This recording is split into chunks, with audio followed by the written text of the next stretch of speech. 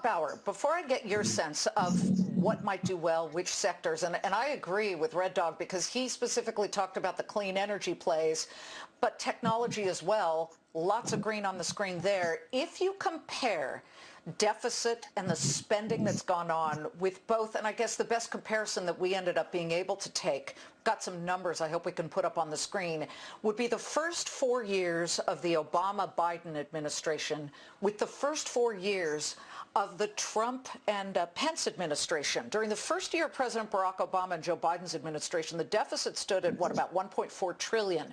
By the end of their fourth year in office, it had begun to shrink to about $1.08 trillion. By the end of their final year, their eighth year in office, 2016, the deficit had dropped to $585 billion.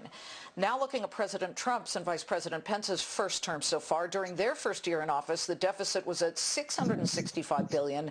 Currently, we are now around $2.7 trillion with, of course, $3 trillion in stimulus spending to keep the economy going during the pandemic.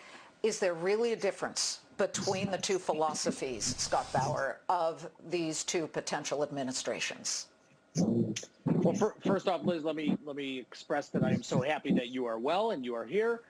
Is there a big difference? You know, when you really break it down, I don't think that there is.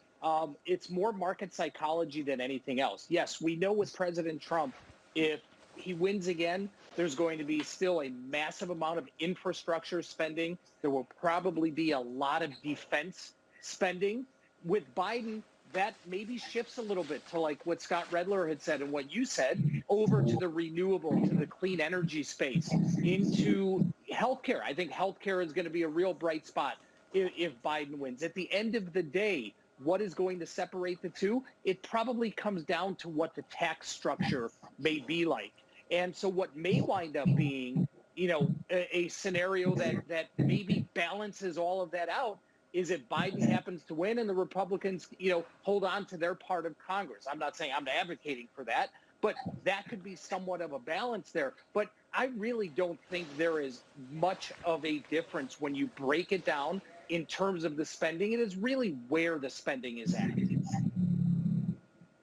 Yeah, I think you're right on that. Exactly where it's targeted, but both sides have been spending, as they say, like drunken sailors. All right, the great Scott Redler and Scott Bauer, wonderful to have you. Dow Jones Industrial still losing about 312 points. We do have the closing bell ringing in